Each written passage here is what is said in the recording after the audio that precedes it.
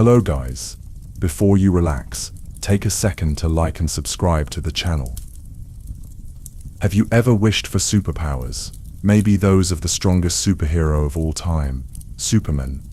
I assure you that being him would be truly devastating. Today we will talk about exactly this, telling you why if you were to live a day of his you would instantly wish to go back to your normal life without powers.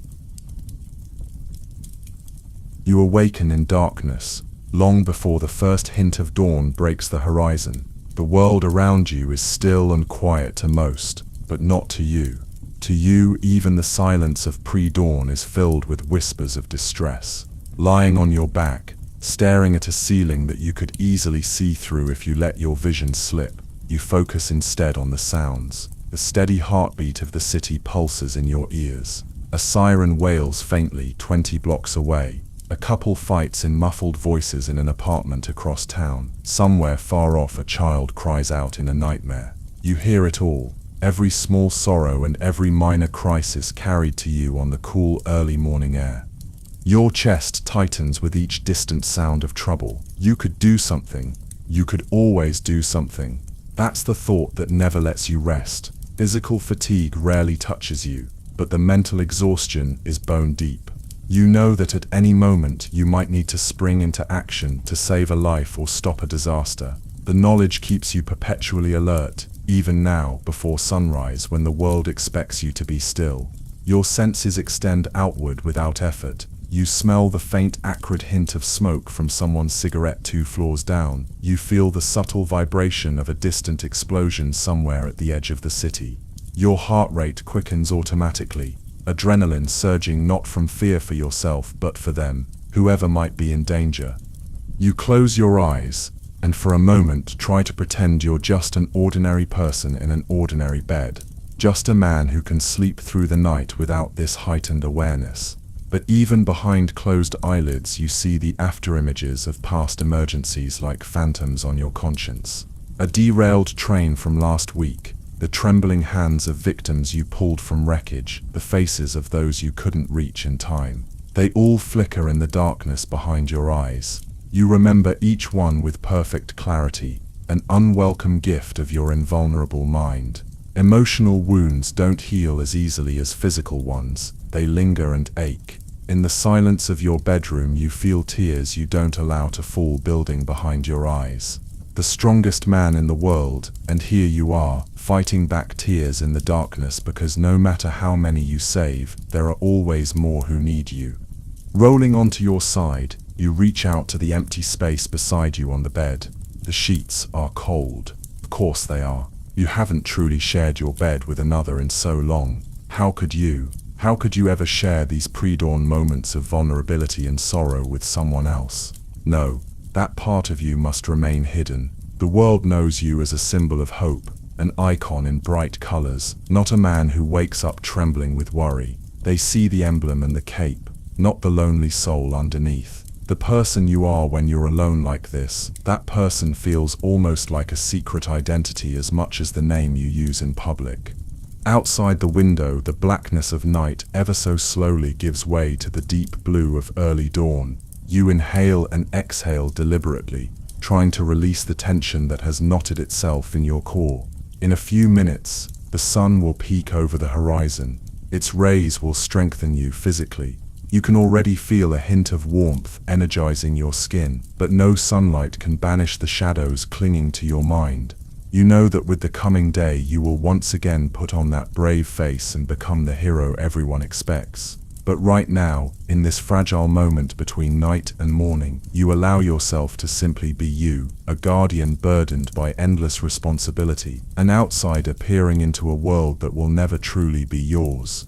The first golden light edges into the sky. A distant radio crackles on a police band. You can't ignore any longer. Duty is calling. Inevitable and urgent. You rise from the bed, planting your feet on the floor, feeling the weight in your limbs that has nothing to do with gravity. In the mirror across the room, in the faint light, you catch a glimpse of your silhouette, broad shoulders slumped with the heaviness in your heart. For just an instant, you meet your own eyes in that reflection and see there the truth you live with every day. This is why you never truly sleep.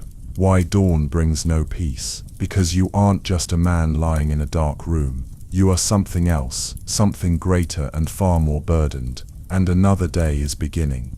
When the call comes, you are already half in the air.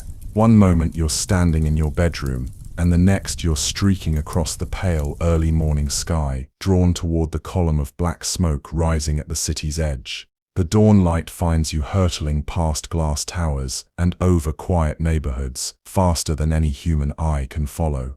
Cold wind rushes against your face as you fly, but you don't notice the chill. Your focus is fixed on the scene ahead.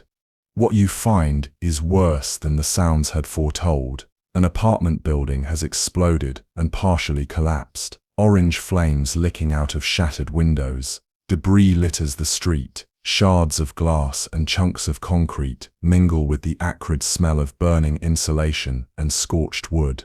Fire alarms are ringing in a dissonant chorus. Below, tiny figures, the first responders, are desperately trying to evacuate residents and contain the blaze, but it's clearly beyond ordinary control. You dive down without hesitation, landing in the street with a force that cracks pavement beneath your feet. Immediately, people notice your arrival. Some cry out your name in relief. To others, your sudden appearance is as terrifying as the disaster itself. For a split second, amid the chaos, you see it in a firefighter's eyes, the flicker of awe and fear at the sight of you descending from the sky. You're an imposing figure, wreathed in ash and sunlight, more icon than man in this moment. But you push such thoughts aside, because lives are on the line. Heat washes over you as you approach the burning building. The flames part around your body when you step through a crumbling doorway, the inferno bending away from your indestructible form. Thick smoke chokes the halls, but you don't cough. Your lungs can filter air no human could breathe. Still, your eyes sting with more than just smoke. Behind the scorching heat, the familiar dread twists in your gut. Somewhere in here people are trapped and terrified, and you have to find them, fast. Through walls and fire, you hear a cacophony of heartbeats and voices, a mother crying for her child, an elderly man praying in a corner, a pet barking frantically. You zero in on the closest pleas for help. It's a young woman on the third floor, coughing violently, barricaded by fallen beams. Without slowing, you tear through a collapsed doorway and find her hunched under a wet towel near a window. Her eyes widen at the sight of you. She's scared, of the fire, of dying, and perhaps even of you, the powerful being suddenly standing before her. Gently, you wrap an arm around her and carry her out through the charred corridor, shielding her with your cape from falling embers.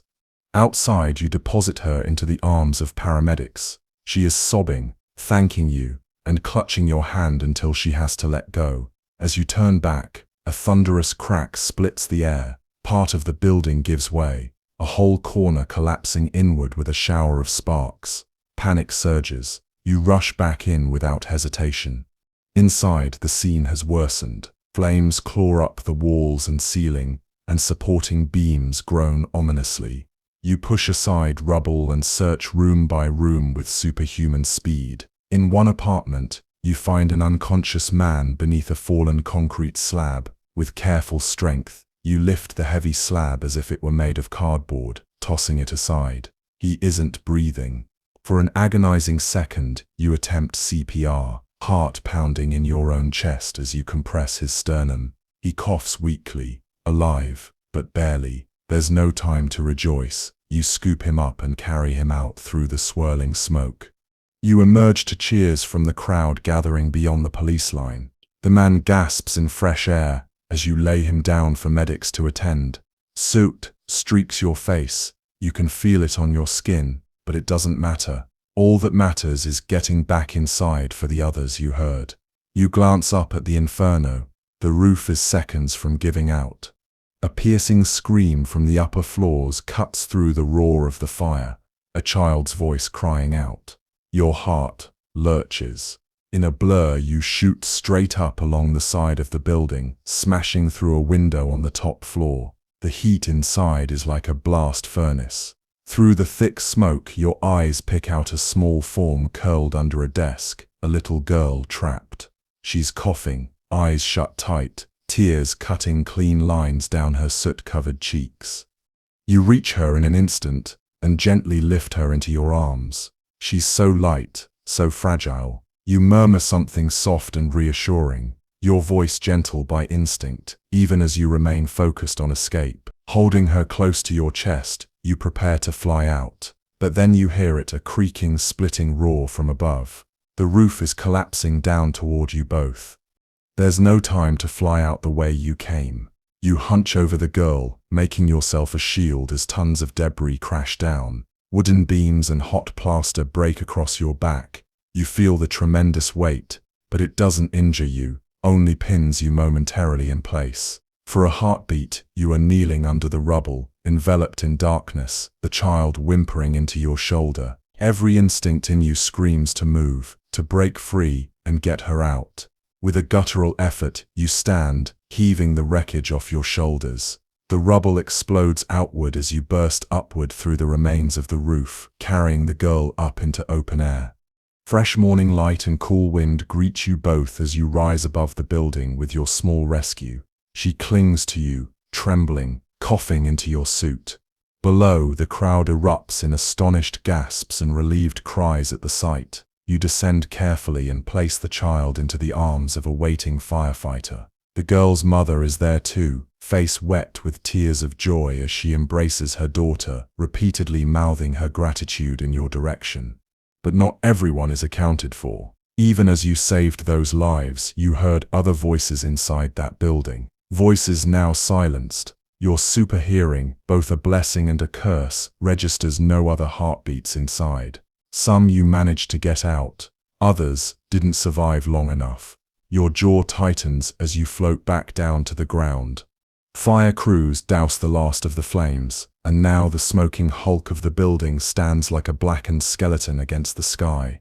Amid the clamor, you spot a paramedic team covering a body with a sheet on a gurney. Your stomach sinks.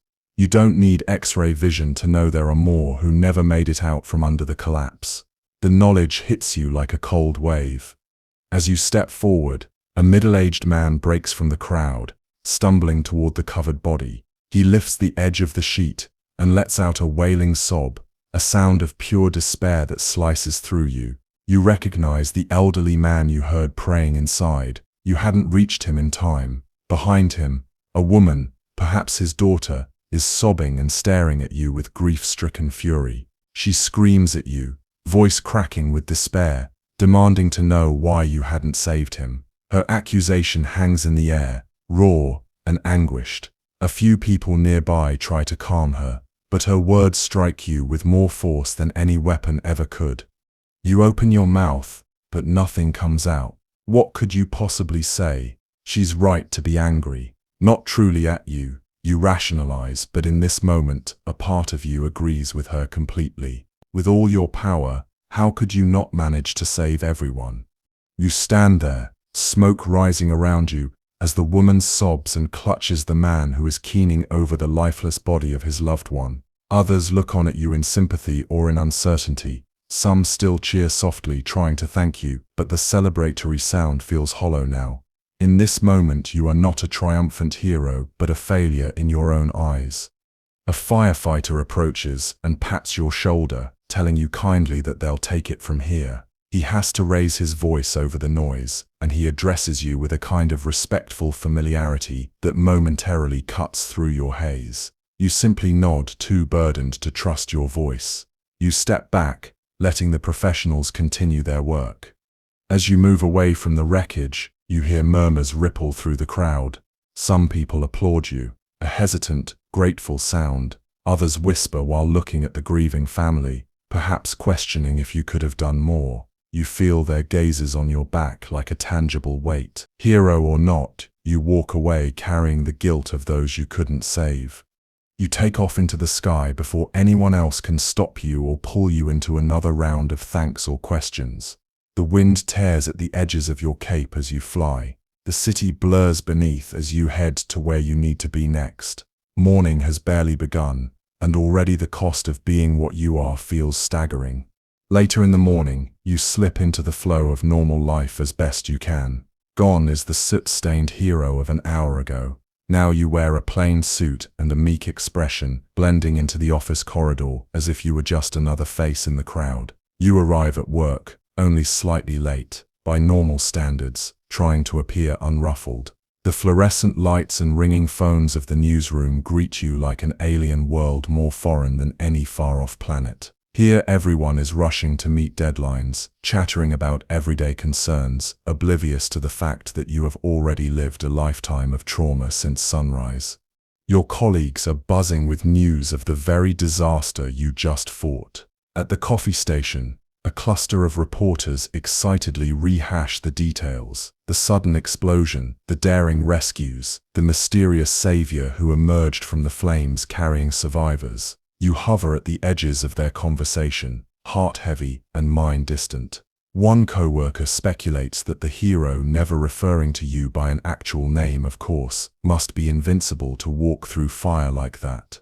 Another shudders and wonders aloud what it must be like to have such power, or to be caught in the crossfire when gods clash. You feel your face flush slightly and turn away, pretending to busy yourself with a stack of papers. They don't know that the very person they're talking about stands right beside them, quietly pouring a cup of coffee with unsteady hands. You force those hands not to tremble, just act normal. You remind yourself, blend in, hide the fact that dried blood from someone's wounds still stains the cuff of your shirt where you missed a spot changing into your work clothes. As you walk to your desk, you catch snippets of a debate among a few staffers huddled around a television. Footage from the morning's blaze flickers on the screen. A distant shot of you in bright costume, bursting from the building with the little girl in your arms. The newsroom erupts in commentary. One intern breathes that it's amazing, eyes wide in wonder, but an older reporter with a skeptical frown mutters that it's dangerous to have someone so powerful operating with no oversight. A third voice chimes in defensively that you saved lives, that you're a hero. The skeptic counters that not everyone got saved. They've heard at least 2 people died despite your presence. The older reporter asks grimly why the hero couldn't save everyone if he's so mighty. The question strikes your nerves like a hammer, even though it wasn't directed at you, not knowingly anyway. You pause mid-step, gripping a file so hard it nearly crumples. For a moment you want nothing more than to speak up, to tell them how desperately you wish you could have saved those victims, how their faces will haunt you, but you say nothing. You swallow the lump in your throat and move on, each step heavy. Being here, hearing people dissect the actions of your other self, it drives home how differently you are seen. To them, the hero is a news item, a subject for debate, an icon or a menace, depending on who you ask. And here you are, a silent witness to their judgments, unable to reveal your truth. At your desk you stare blankly at your computer screen. Reflections of emails and documents blur together as your mind wanders. A gentle voice pulls you back. A friend from a nearby desk is asking if you're all right. You blink and force a smile, nodding that you're fine, just a bit tired. She looks unconvinced, her eyes full of concern you wish you could embrace. This is someone you care about, someone who has laughed with you over lunch, who has confided in you about her life. In another world you might have let her into your own secrets, maybe even explored a deeper connection, but that path is closed to you, so you offer a weak joke about needing stronger coffee, deflecting her worry. She laughs softly, but you see the lingering doubt in her face as she squeezes your shoulder in brief comfort and returns to work. As the day presses on, you try to focus on the mundane tasks in front of you, typing up a report, making phone calls. Normalcy, however tedious, is a strange sort of refuge. Yet even as you attempt to lose yourself in ordinary work, you remain acutely aware of what lies beyond these walls. Through the city noise outside, your ears pick up a distant wail of sirens, an ambulance, somewhere across town. You tense instinctively. Not now, you plead internally, eyes flicking to the clock. It's barely noon. Another crisis so soon. Your phone buzzes on your desk. A text message. You glance at it. It's from that same concerned friend, inviting you to join a few co-workers for lunch in a little while. They've noticed you've been under the weather and want to cheer you up. Your heart aches at the simple kindness. A lunch out with friends, such a normal human thing. For a second you consider saying yes. You could use the companionship, the brief respite of banter and smiles. But even as you start to type a reply, another sound pricks at your hearing, one no one else around you can hear. It's urgent, panicked, a police dispatcher's voice crackling through your mental din. A code red, something about a rampaging metahuman downtown, civilians in danger. You stand abruptly from your chair, earning a few curious glances. Already your pulse has quickened, the adrenaline of your other life surging back. You mutter an apology about a forgotten appointment or errand. You're not even sure what excuse you give this time. Your friend half rises, concern on her face, but you're already walking away, grabbing your coat. Each step away from that normal lunch and her friendly eyes feels like another tiny sacrifice. You know she'll be left confused, perhaps a bit hurt that you once again pushed her aside. It can't be helped, you tell yourself, as much a bitter reminder as a cold fact. As you slip into a stairwell, out of sight, you loosen your tie with shaking fingers. The thin fabric feels like a noose for the double life you're suffocating in. In seconds, you'll shed this ordinary guise and become something more than human once again. But right now, for just a heartbeat, you allow yourself one last sigh of longing. Longing for a day where you could accept that lunch invitation without a second thought, where the sound of sirens doesn't constantly pull you away from everything and everyone that matters to you. That day will never come, because you are who you are, the one who is needed, the one who must always answer the cries for help, no matter the cost to your own heart. You push open the rooftop door and step into the open air, already forgetting the taste of that normal life you were offered for a moment. Above, the sun stands high in a clear sky, indifferent and bright. You draw in a deep breath, shedding the last pretense of your civilian mask. In the next breath, you launch yourself into the air once more, a blur against the midday light, racing toward the newest threat. Sirens wail and car alarms shriek in a cacophonous symphony as you rocket toward the heart of downtown. Below, people scatter in every direction, tiny dots fleeing along streets and taking cover wherever they can. It doesn't take long to spot the source of the chaos. A figure stands in the intersection of two major avenues, hulking and wrathful, tossing aside vehicles as if they were toys. In the bright daylight, you see glints of metal, an armored suit encasing a towering man, mechanized limbs whirring with stolen experimental technology. Sparks flicker from a gauntlet on his arm that crackles with raw energy. Another car is hoisted overhead in those metal hands, then flung through the air, tumbling end over end toward a crowd of panicked bystanders. You streak downward and intercept the hurtling vehicle in mid-flight. The impact shudders through your arms as you catch the car's chassis, halting its deadly trajectory a split second before it would have crushed a dozen people. You strain only slightly to gently lower the battered vehicle to the side of the road. Terrified civilians gape at you, a mix of astonishment and relief on their faces, but there's no time for reassurance. A guttural roar echoes from the armored assailant, and you barely twist aside as a searing bolt of energy rips past, scorching the pavement where you stood. You turn to face the enemy.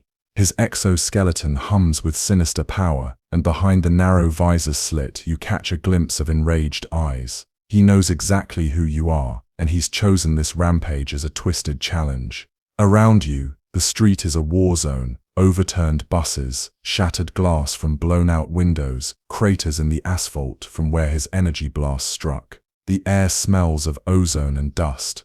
Without a word, you move forward, placing yourself between the armored brute and the cowering civilians cornered behind a half-collapsed bus stop. He barrels toward you, and when metal meets flesh, it's like a freight train hitting a mountain. The shockwave from his charge blows out windows in the nearest buildings. You dig in, feet gouging into concrete, and hold your ground. His massive fists rain down overhead. You raise an arm to block and feel the jolt of each blow. They ring against your invulnerable frame, each strike powerful enough to demolish a building, but your body doesn't yield. Physically, you can take it, but each thunderous hit reverberates in your mind with a different pain. The knowledge that every second this fight continues, people remain in danger. You counter with a restrained burst of your own strength, a single punch to his armored midsection that crumples steel and sends him hurtling backwards across the intersection. He crashes through a parked truck, metal screeching and glass exploding. The crowd gasps at the display. Some cheer instinctively. Their champion seems to have the upper hand, but you feel no pride in the moment. Already, the armored man is rising from the wreckage, seemingly unfazed, and now his gauntlet glows a blinding blue. Without hesitation, you fire your heat vision, twin beams of red light searing from your eyes across the distance. They lance into his arm, molten sparks flying as the gauntlet's circuitry overloads and explodes, rendering that weapon useless. He howls in rage. Before he can recover, you flash forward and grab him, one hand on each of his bulky shoulders. With a mighty heave, you launch the two of you off the ground and up into the sky. The city falls away beneath your feet as you carry the thrashing armored figure upward. His fists batter your sides in panic, but you ignore the blows. Your jaw is set with grim determination. If you can get him away from downtown, the risk to innocence will plummet. High above the rooftops, he struggles in your iron grip. For a moment, the vast blue sky and the brilliant sun envelop both of you, two specks grappling in the heavens. In his frenzy, the attacker deploys a hidden blade from his suit, a jagged shard of hyperalloy clicking out near your neck. He drives it toward you with desperate force. The blade skitters off your skin, unable to pierce your flesh, but the motion unbalances you both. He writhes free from your hold for just a second. In that sliver of time, he swings a heavy gauntlet and backhands you square in the face. The blow does nothing to injure you, but it sends you tumbling back through the air momentarily. In that brief moment of separation, the armored man activates a jet burst in his suit and angles himself downward. He's making a break back toward the city, intent on causing more carnage now that he's loose. You right yourself and dart after him in pursuit, a red and blue comet chasing a falling star of metal.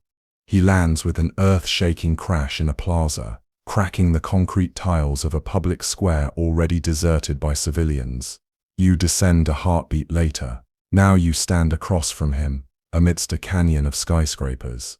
Overhead, a news helicopter circles, the whir of its rotors underscoring the tense standoff.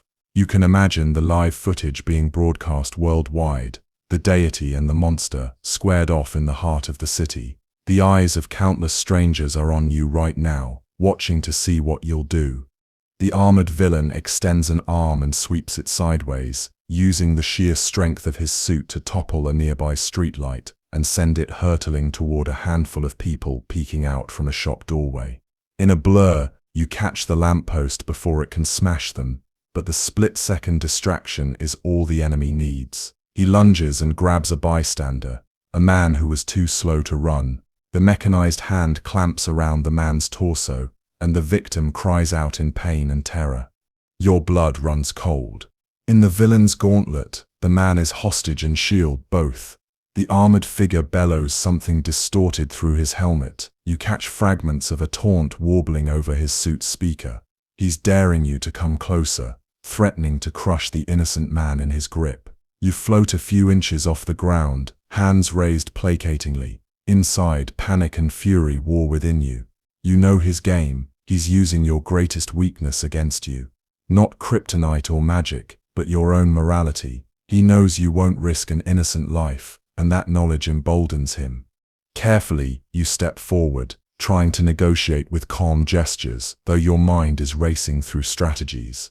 The man in his grasp is whimpering, struggling to breathe against the pressure. You can hear the frantic staccato of the hostage's heartbeat. If you don't act within seconds, it will be the last beat. But one wrong move, and the villain's promise to kill him will be fulfilled in an instant. In the tense silence, broken only by distant sirens and the helicopter overhead, you meet the hostile gaze behind the armored visor. Your eyes narrow with resolve. In a single instant, you decide on a course of action that is risky, but it's the only chance. With a burst of speed, you vanish from where you stood. At least, that's how it appears to any normal eye. In truth, you move faster than a blink, streaking not directly at the villain, but in a wide arc. As you zip past, you clap your hands together with precisely calculated force. The result is a concussive shockwave, a controlled sonic boom, aimed to knock the armored brute off balance without harming the civilian in his grasp. It works. He staggers, his grip loosening as the thunderous wave hits. In the same instant, you are behind him. Your arms snake forward and pry his metal fingers apart with exacting care, freeing the gasping hostage. You yank the endangered man out of harm's way, pushing him gently toward safety. But the moment costs you. A metal elbow catches you in the jaw as the villain, enraged, swings blindly. Again, it doesn't injure you, but it distracts you for a split second, long enough for him to pivot and unleash one final desperate assault. From a compartment on his suit's back, he produces a crackling canister and slams it into the ground. Instantly it erupts in a blinding flash and a thunderclap of force, a last-ditch explosive. The blast engulfs you both at point-blank range. Heat, light, and kinetic energy roar around you. You feel the shockwave ripple harmlessly across your skin, though it shreds the plaza's concrete under your feet. Glass windows shatter in the surrounding buildings from the concussion. A cloud of dust and smoke swallows the scene.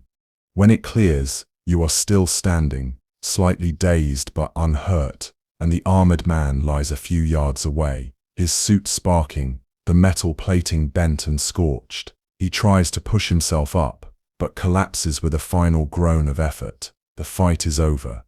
You take a deep breath, surveying the wreckage and ruin around you. Nearby, the freed hostage stares at you with a mix of gratitude and disbelief, unable to process how narrowly he escaped death. All around, people begin to emerge from doorways and from behind vehicles, a cautious cheer rising among those who witnessed the battle. You step toward the defeated villain, still wary, and lift the broken canister from his side. It's some kind of high-yield bomb he attempted to detonate. If you were anyone else, that explosion might have leveled this whole block.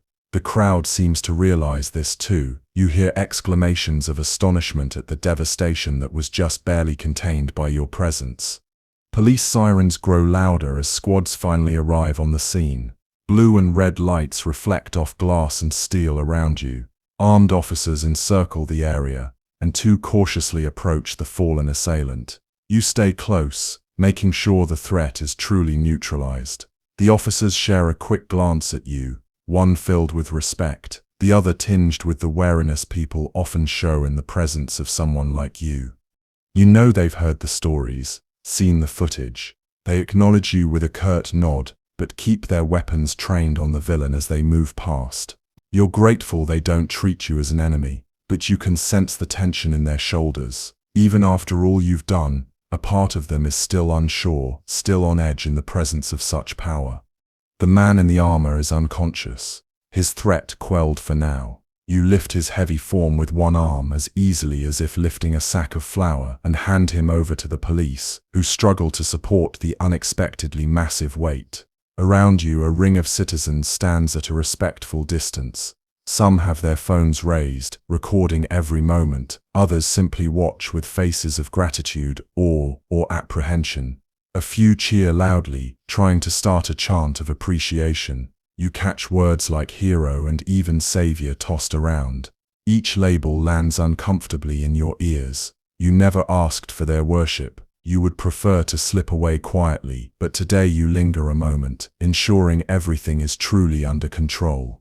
Among the onlookers, you notice a small boy, maybe 6 years old, clutching a plush toy and peering out from behind what must be his father's legs. The boy's eyes are huge and round as he gazes up at you. You wonder what he sees, a mighty protector who single-handedly stopped a monster or something else. When your gaze meets his, the child musters a nervous smile and gives a tiny wave. Tentatively, you raise your hand and wave back, offering the gentlest smile you can manage.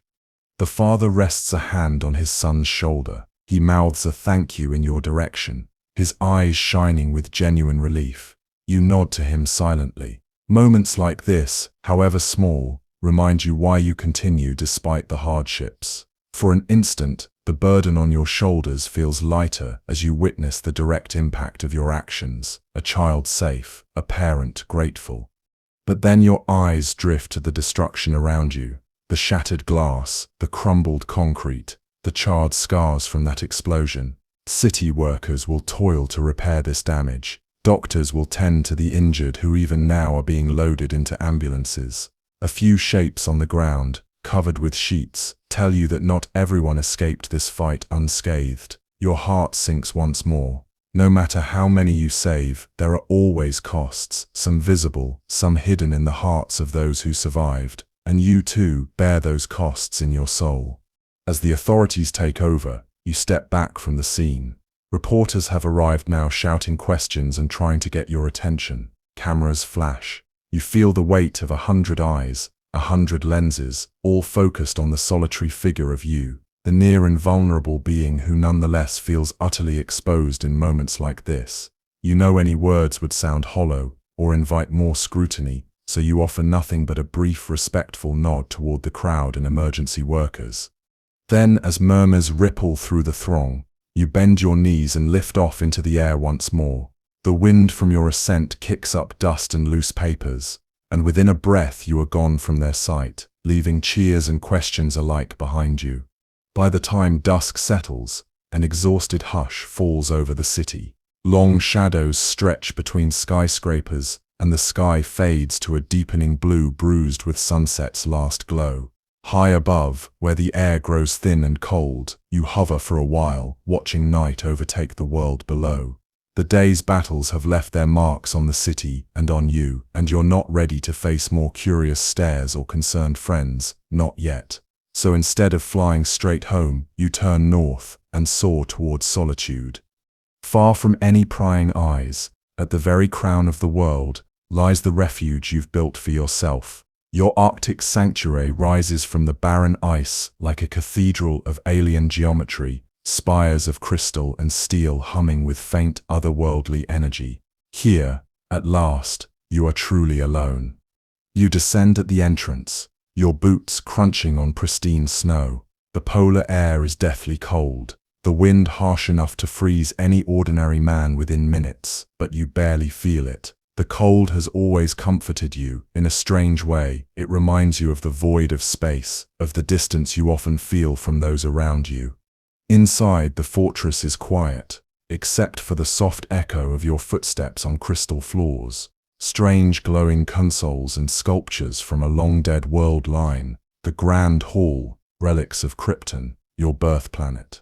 Normally, this place offers you a measure of peace, a chance to commune with the memory of your heritage. But tonight, even here, your mind churns. You walk past a towering crystal that holds recorded voices of your long-gone parents. For a moment, you run your hand along its smooth, cold surface. In your mind, you can almost hear your father's guiding tone and your mother's gentle lullaby from those recordings you've listened to so many times. Their words were meant to inspire hope, to remind you of the noble legacy of your people and your duty to this world. Once those messages filled you with purpose. Now, in the aftermath of another grueling day, you find yourself feeling a pang of resentment alongside the sorrow. They sent you here to be a beacon, to carry on their hopes. But did they understand how heavy that light would feel in your hands? You wander deeper into the sanctuary, to a balcony of ice overlooking the endless polar night. Above, the first stars have pierced through the twilight. Your eyes automatically seek out a certain patch of sky, where an old red sun once shone on a world called Krypton. Of course, that star is invisible across the light years, and Krypton itself is long gone. Its people, culture, even its language reduced to what artifacts you carry. You are the last, the sole survivor of an entire civilization, standing alone on a frozen outlook at the edge of the earth. The thought is staggering, an isolation beyond any other. No one on this planet can truly understand what it feels like to bear that loss, that alienness in your very bones. Down below, the ice stretches vast and silent in every direction. You feel as if you are caught between two worlds. Behind you, the faint glow of Kryptonian crystals. Before you, the distant lights of Earth's aurora flickering on the horizon. You belong to both, and to neither. On Earth you play the role of a man, but you will never entirely be human. On Krypton, had it lived, you would have been one of them, but that world exists now only in memory and museum-like fragments.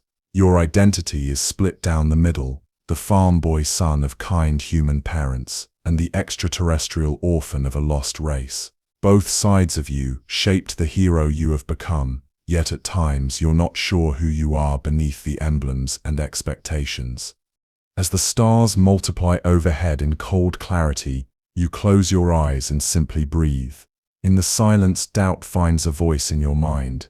You question, not for the first time, the very path you've been set upon. If you were not as strong, not as fast, not as impervious, would you have been happier? If you were just a man, living an ordinary life, would you feel more at home in the world? These powers, these origins, they set you apart in glory and in loneliness. Your gaze falls to your hands, hands that can bend steel and cradle a dying child with equal ease. Tonight they tremble faintly with the ghost of adrenaline and emotion. You clench them into fists, not out of anger, but out of the aching frustration of a question that has no answer. Why you? Why were you chosen to carry this power, this burden? A cosmic accident, a parental decision to save their infant son, and now you bear the weight of an ideal that feels impossible to live up to.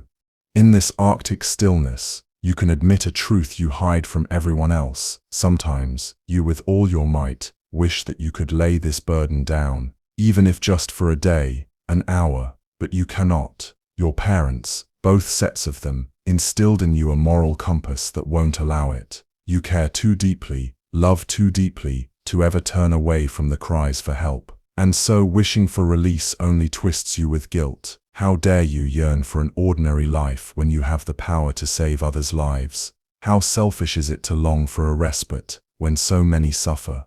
Your reflection stares back at you from a nearby crystal wall. You see the cape draped from your shoulders, the crest of your family's house on your chest, the almost mythic figure you cut against the gloom. Here, alone, you allow your shoulders to slump and your head to bow. The mythical savior looks human now, tired, burdened, uncertain.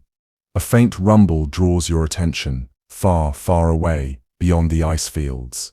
Your ears catch it, distress, again somewhere across the globe. Even here, even now, you cannot fully escape the world's need. It's nothing catastrophic this time, you realize. The pattern of sound suggests a distant earthquake triggering a landslide in some remote mountain village. Do they need you there? Could local authorities handle it? You pass the sounds further. It's bad, people are hurt, and they're hours away from any help. Hours those victims don't have. Already your body is tensing, readying to fly. Instinct fights with exhaustion. You've done so much today. Haven't you earned a moment to collect yourself? But the very next heartbeat brings your decision. There is no real choice, not for you. With a resigned exhale that mists in the frigid air, you step off the balcony and ascend once more into the sky. You move faster than ever, a streak above the clouds, leaving the North Pole behind. The world below is cloaked in night. Now, city lights glitter here and there, but vast swathes of land lie in darkness.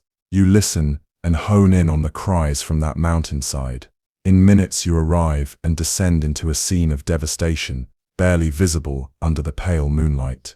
You spend the next stretch of time, long after the sun has fully set, lifting debris, cradling the wounded, ferrying survivors to safety. The villagers speak a language you don't know well, but their grateful eyes and tearful smiles communicate thanks well enough. You nod quietly, offering gentle reassurances in their tongue. You've picked up a phrase or two from many languages over the years.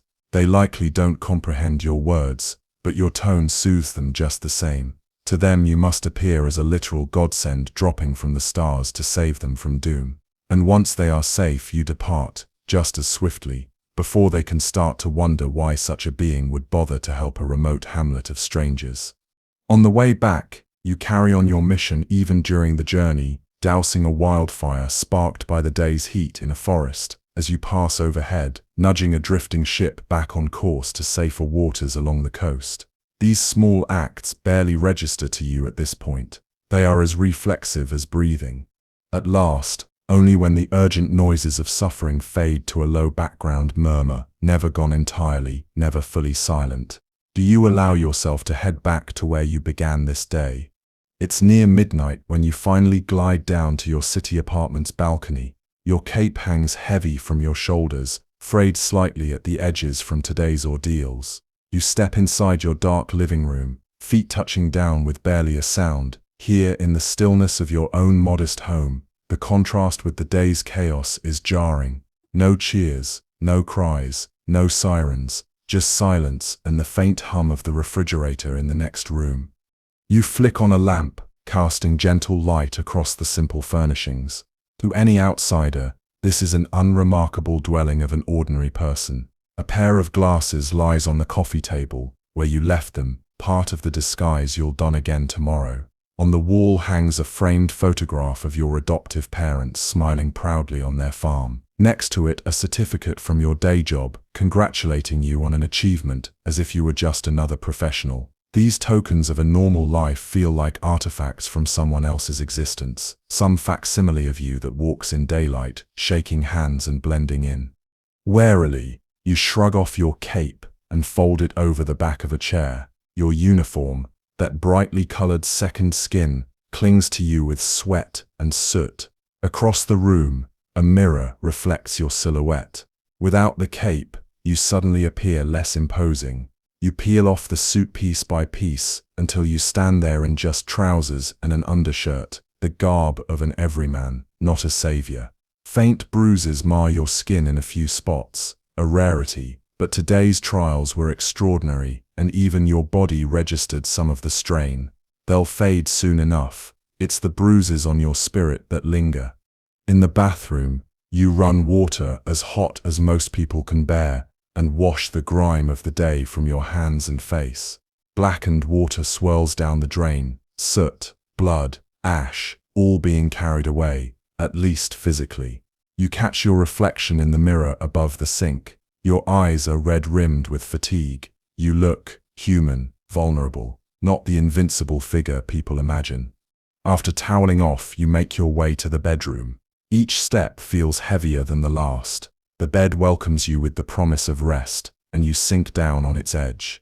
For a long moment, you just sit there in the dim light from the hall, staring at your hands resting on your knees. You saved countless lives today, and yet the faces of those you couldn't save, those who suffered, drift through your mind unbidden. A man sobbing over his father's body at dawn, the anguished eyes of a woman who screamed at you in her grief, the silent forms under sheets in the aftermath of battle, the distant cries you didn't hear in time or couldn't get to. You lie back on the mattress, arms spread, and stare up at the ceiling much as you did in the early morning hours. Only now, instead of darkness, there's the faint amber glow of the city night filtering through the curtains. Your super hearing still picks up the world outside, but at this late hour, it's subdued. A million heartbeats murmur through the city, most in the soft rhythms of sleep. There are sirens out there, yes, but farther off. Your ears latch onto the more intimate sounds nearby. A couple talking quietly in the apartment next door. You immediately tune it out, respecting their privacy. A dog barking 2 blocks away, the rumble of a garbage truck on its midnight route. Life goes on, moment by moment, in its ordinary way for so many people. And here you are in the solitude of your room, profoundly separate from it all. You turn your head and see on your nightstand a small stack of letters, invitations to award ceremonies, requests for interviews, even a crayon-scrawled note from a child who somehow found an address to write to their hero. The world never stops asking things of you. To them you are not a person but an ideal. They reach out to the symbol, not knowing, or perhaps not caring, that behind it is a weary soul who sometimes doubts himself. You close your eyes. If only you could also tune out the thoughts in your own mind as easily as the city noise. Images flash behind your eyelids, you holding that little girl in the fire, the fear and trust in her eyes. The furious strength of the armored villain and the hate in his distorted voice. The villagers reaching for you, like drowning people, grasping at a lifeline. Your friend at work smiling in concern, not understanding why you run from her kindness. All these moments, all these lives that touched yours today, swirl together in your memory. It's overwhelming, even for you, to contain so many emotions: terror, joy, relief, anger, grief, all in one day, all directed at you, or hinging on your actions. Your pillow is cold as you finally lay your head down. Staring at the ceiling, you wonder if sleep will come. Often it doesn't, not easily. When it does, it may bring dreams, sometimes of Krypton, of a home you never knew, sometimes nightmares of falling endlessly, or of reaching out to save someone and watching them slip from your grasp into the abyss. Tonight, you already feel moisture at the corners of your eyes, quiet tears, shed for those you lost today and could not save, slide down into your pillow. You let them fall. There is no one here to witness, but the darkness. In the stillness, you finally allow one thought to surface fully, a truth you suppressed during the waking hours. Despite all the adulation and all the good you've done, this life is a torment as much as it is a gift. Who could possibly desire it, if they understood? Who would want to bear the constant fear of failure, the endless demands, the isolation of being revered and yet not truly known? You think of that child's letter on your nightstand, the little one who wrote that they wish they could be like you. A bitter smile ghosts across your lips in the dark. If only they knew, if only anyone truly knew. Your eyes drift to the window, where beyond the glass the night sky is moonlit and indifferent. Up there, among the stars, your fate was sealed long ago on a dying planet.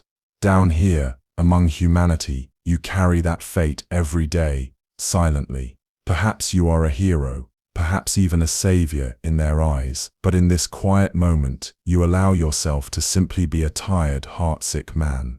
A man who will rise again at first light to don the mantle and face whatever new trials come, because that is what he does, what he must do. As sleep finally begins to creep in, you take one last shuddering breath. The world outside your window has no idea that its champion lies here, longing for the oblivion of rest, dreading the dawn even as he will surely embrace it when it comes. They will never know, and you will never tell. This burden is yours alone. And so, in the darkness, with the weight of the day settling on you like an invisible cloak, you understand with painful clarity the answer to a question few would ever dare ask: why someone with all the power in the world might secretly wish for anything else. In your final thoughts before sleep, you find yourself hoping that those who idolize you never have to feel what you feel now. No one should have to carry what you carry. This is why you wouldn't wish this life on anyone. This is why you don't want to be Superman.